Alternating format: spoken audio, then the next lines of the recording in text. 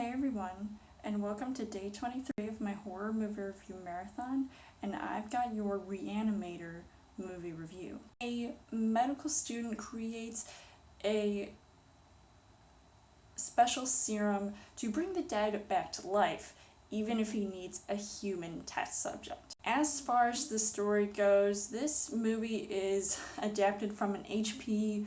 Lovecraft story, and this 1985 film starts off with this concept that might have seemed original at the time, because who in their right mind would want to bring the dead back to life, even just for experimental purposes? I mean, that's crazy because it sort of seems like a ripoff of Frankenstein, but I mean, we all know that never ends well.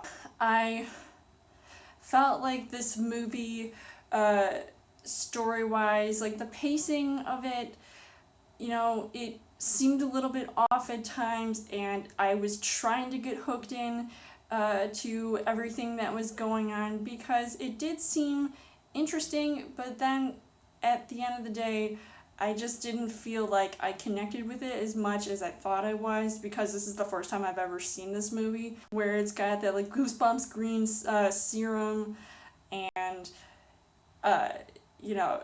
it's crazy. As far as the casting goes, you've got Jeffrey Combs, who plays Herbert West, who's the medical student that are trying to one-up this one guy who he is trying to prove can, do the experiments properly and actually find, a positive result in all of this. Maybe he should have acted a little bit scared because of the fallout of it all. There's Abbott, who plays Dan, and I thought he was a much better character and probably more likable because he actually seems like the true hero of the story. He seemed like he definitely wanted to put a stop to all this because he's just sort of thrown into the mix. Also with Barbara Crampton, who plays Megan, and you don't want to see some of the scenes that she was put through, because that stuff was really intense to watch, and I felt bad because that was so scary and almost sickening to watch. So I didn't like that part, but besides that, her acting was okay. David Gale, who plays Dr. Hill, and he's the one that has something happen to him. He's like this older guy who you think would be of a higher intelligence and use his powers for good, but maybe that's not always the case, and you do need a villain in some movies along with a hero. The things that I did like about this movie, yes, this movie was gruesome, it was intense to watch, and yeah, I would say it was slightly scary. I wouldn't say it was the scariest movie I've ever seen, but there were some things in here that I kind of preferred not to see, so I had to cover my eyes or turn away at times to watch it, and ugh, those dead people.